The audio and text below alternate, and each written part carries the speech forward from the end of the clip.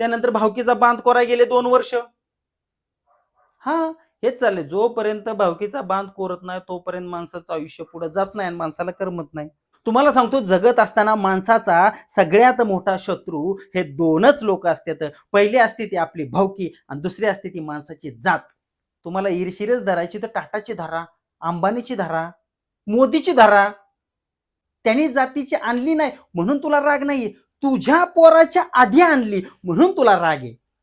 नमस्कार मंडळी, आजचा विषय घेऊन आलोय मी, माणूस जगतो किती आणि माणूस जगतो कसा. चला, सर्वांच्या म्हणण्यानुसार आजच्या युगात माणूस जगतो 70 वर्ष. ठीक आहे, 70 वर्ष जगतो, पण 70 वर्ष जगतो कसा हा मी तुम्हाला हिशोब सांगतोय. बोटावर मोजण्या इतका हिशोब आहे, जास्त विचार करायची गरज नाही.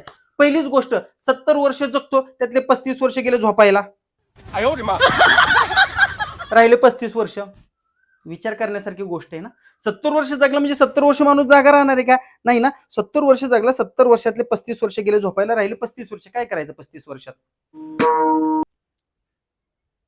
ठीक आहे, चला, झोपणं आणि जागणं हा विषय सोडून देऊ. मी अख्खा 70 वर्षाचा तुम्हाला विषय सांगतो. माणूस जन्माला आल्यापासून मोठा होईपर्यंत गेले 15 वर्ष. 15 वर्षापर्यंत माणूस बाल असतो. 16व्या वर्षानंतर कॉलेजला गेला, 16व्या 17व्या वर्षानंतर कॉलेजला गेला, कॉलेज करतं, शिक्षण कामाला लागेसपर्यंत वरचे 5 वर्ष शिकला. 15 5 झाले वयाचे 21 वर्ष. कामाला लागला, काम करतो का नाही, काम टिकतं का नाही, कामाशी पटतं का नाही, साहेबाचं काम आवडतं का नाही, साहेबाबरोबर पटतं का नाही, हे विचार करता करता गेले 2 वर्ष. वयाचे झाले 23 वर्ष. त्यात टिकला तर टिकला, नाही तर हुकला, सोडला, गावाकडे गेला की संपला. तरी कामाला लागता करता झाले 23 वर्ष. का तर लग्न करायचंय, संसार सांभाळायचाय. मग गावाकडे हालचाल चालू होती मुलगी बघायला.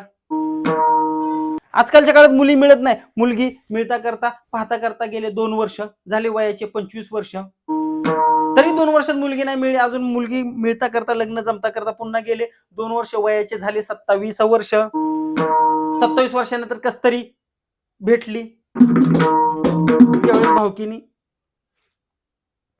कमी काड्या केल्या. भावकी गावाला गेली, भावकीला न सांगता जमवतं. त्यावेळेस कसं तरी 27व्या वर्षी लग्न जमलं. 27 वर्षी लग्न जमलं. लग्न करता होता करता जमा करता साखरपुडा हळदी कधी धरायची तारीख धरेपर्यंत गेले 1 वर्ष. राहिले वयाचे 28 वर्ष. ह्या 70 वर्षात तुम्ही दात घासताना रोजचे 3 मिनिटं जरी दात घासले तरी 70 वर्षात 3 मिनिटाच्या हिशोबाने हिशोब केला तर तुमचे वरचे 1.5 वर्ष गेले दात घासण्यासाठी. झाले 29 वर्ष. दातच घासता का फक्त? टॉयलेटला जाता 5 मिनिटं जातात, 6 मिनिटं जातात. ज्याला मूळ व्याध असेल त्याला तर सांगायचं नको बाबा. दिवसातले सकाळचे अर्धा तास, दुपारचे अर्धा तास, संध्याकाळचे अर्धा तास, बस. दुसरं कोणाला नंबर नाही. तिथंच तो हिशोब केला तर 70 वर्ष बी कमी पडतील. त्यातले निम्मे वर्ष. असंच माणसाचं जीवन. सुखी नाहीये, सुख आणि दुःख सगळं भरलेलं आहे. ठीक आहे, वरचे 2 वर्ष गेले तुमचे सकाळचे उरकायला. झाले 30-31 वर्ष. वयाचे 31 वर्ष झाल्यानंतर तुम्हाला मुलबाळ होईपर्यंत गेले 2 वर्ष. 32-33 वर्ष झाले वयाचे. झालं तर झालं, ठीक आहे. नाहीतर आहे दवाखाना चाललंय सगळीकडे आजकालच्या युगात, बेकार आहे. 33 वर्ष गेले. 33 वर्षानंतर मुलबाळ राहिलं. मुलबाळ होता करता वर्ष गेलं. वयाचे झाले 34 वर्ष. बाळाला, तुमच्या मुलाला मोठं करूस्तोपर्यंत गेले 5 वर्ष. वयाचे झाले 39 वर्ष. जॉब करत करत तुम्ही हा सगळा संसार करत आहात. नंतर तुम्हाला आठवतं गावाकडे आपली जमीन आहे. मग तुम्ही गावाकडे जाता. त्यानंतर भावकीचा बांध कोराय गेले 2 वर्ष. हा, हेच चाललंय. जोपर्यंत भावकीचा बांध कोरत नाही तोपर्यंत माणसाचं आयुष्य पुढे जात नाही आणि माणसाला करमत नाही. झाले वयाची 42 वर्ष. बांध कोरताना भावकी बरं भांडणं झाली. भावाच्या पोरांनी कुत्र्यासारखा तुडावला. झालं दवाखान्यात गेलं 1 वर्ष. पाय मोडला, कामावर काढून टाकलं. आता शेतीच फक्त करायची. हॉस्पिटलमध्ये गेला, कोर्ट कचेरी केली, केस केली. कोर्ट कचेरी होता करता, निभावता करता, मिळता करता कळता आपण हे सगळं चुकीचं केलंय. गेले 50 वर्ष. 50 वर्षानंतर भावकीची लग्न मोडायला, गावातली लग्न मोडायला, कळ्या लावायला, कोणाच्या घरात काय चाललंय डुकून पाहिला. गेले 55 वर्ष. 55 वर्ष वय झाल्यानंतर कळतं आपलं पोरग लग्नाला आलंय. आपल्या ह्या चुकांमुळं आपल्या पोराला कोण पोरगी देत नाही. तुम्हाला सांगतो, जगत असताना माणसाचा सगळ्यात मोठा शत्रू हे दोनच लोक असतात. पहिली असते ती आपली भावकी आणि दुसरी असते ती माणसाची जात. या दोन गोष्टी माणसाच्या सगळ्यात मोठ्या जवळचे शत्रू असतात. तुकाराम महाराजांनी म्हणलाय, निंदकाचे घर असावे शेजारी. कशासाठी? त्याच्यामुळं माणूस सुधारतो. ज्यावेळेस माणूस आपल्या चुकांना टोमणे मारतो त्यावेळेस माणूस सुधारतो. पण आपलं झालंय काय? आपल्या घरी, आपल्या घराच्या शेजारी निंदकाचे घर नाहीये, निंदकाची वस्तीच बसलेली आहे. त्याच्यामुळे सुधरावं का वस्ती सोडून जावं हे माणसांना कळत नाही. ठीक आहे, तुमच्या वयाचे 55 वर्ष झाले, तुमच्या ह्या कारस्थानामुळं तुमच्या पोराला पोरगी कोण द्याय नाही, आणि तुमचे शत्रू तुम्ही वाढवलेले भावकी आणि आपली जात. कारण की तुम्हाला सांगतो, भावकीतल्या भावकीत कोणी एखाद्याने पोरगी पळून आणली तर आपण काय म्हणतो, अरे बापरे, ह्याची त्याची आणली, जातीची नाहीये, असं नाहीये, तसं नाहीये, तसं नाहीये, तसं नाही. का? त्यांनी जातीची आणली नाही म्हणून तुला राग नाहीये, तुझ्या पोराच्या आधी आणली म्हणून तुला राग आहे. हा माणसातली माणसात राग आहे. हा द्वेष सगळ्यांच्याच मनात असतो. भावकीने काय केलं की डोळ्यामध्ये खुपतं, तोंडावरती हसायचं, आतमध्ये जळायचं. हा प्रत्येक माणसाचा गुणधर्म आहे, हा सोडून द्यायला शिकलं पाहिजे.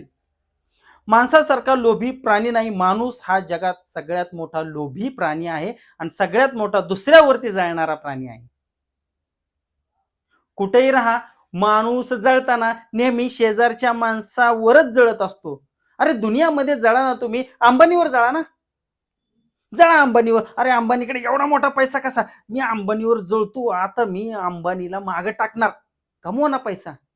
पण आपल्यात तसं नसतं. आपल्यात जळायचं भावकी. गाडी घेतली, जळा, 2 महिने होईना त्याच्यापेक्षा भारीच गाडी घेणार, ईर्षीर धरणार. तुम्हाला ईर्षीरच धरायची तर टाटाची धरा, अंबानीची धरा, मोदीची धरा, मोठ्या मोठ्या माणसांची ईर्षीर धरा ना. मग त्यांची ईर्षीर धरले, त्यांच्यापेक्षा मोठं झालं तर आम्हाला बी थोडं बरं वाटेल. तुम्ही ईर्षीर कोणाची धरता?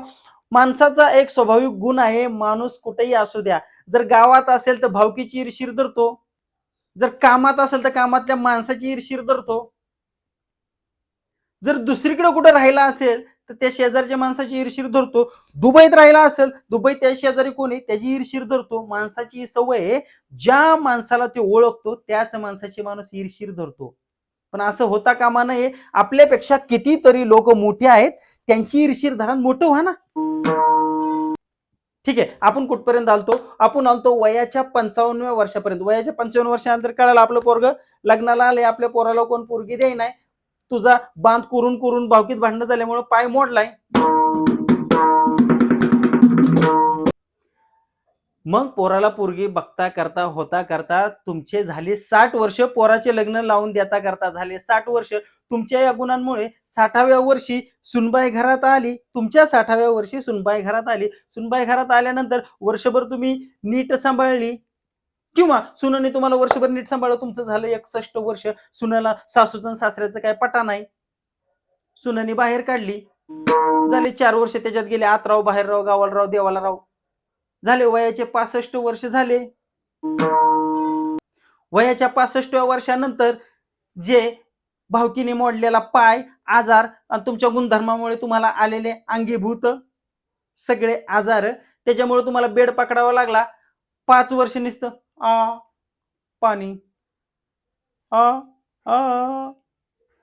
तरी मी त्याचा हिशोब सांगितला नाही. नळ्या नुळ्या फोडायला किती वर्ष गेले त्याचा हिशोब घेतला नाही. नाही तर नळ्या नुळ्या फोडायचा विषय घेतला असता तर काय 70 वर्ष बी कमी पडले असते. 5 वर्ष गादीव पडला, इकडे तिकडे गेला, दिसल त्याला पाहिला, कोण बोलायला आलं नाही, कुठं जायला आलं नाही, 5 वर्ष पडून राहिला आणि तोंडवर करून निघून गेला. काय कमावलं ह्या जीवनात आणि काय केलं ह्या जीवनात?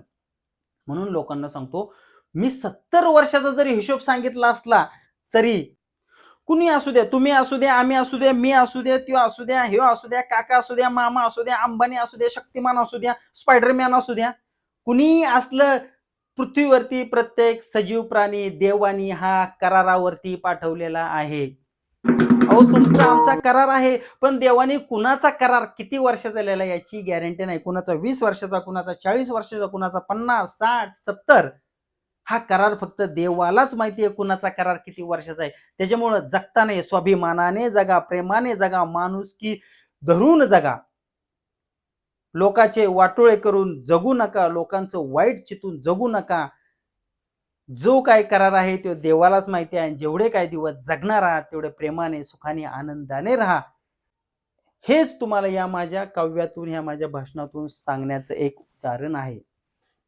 त्याच्यामुळे तुम्हाला सांगतो, माणूस जरी 70 वर्ष जगला तरी अशा गोष्टीत आत्ताच्या काळात जगत आहे. त्याच्यामुळे अशा वाईट गोष्टी करू नका, चांगल्या गोष्टी करा. लोकांनी नाव काढलं पाहिजे तुमच्यामुळे, तुमच्या कामामुळे. देवाने तुम्हाला 2 वर्ष करार वाढवला पाहिजे. नको बाबा ह्यो लय चांगला वागतो, याचा 2 वर्ष करार वाढवा, ह्याच्यामुळे लोकांना फायदा आहे.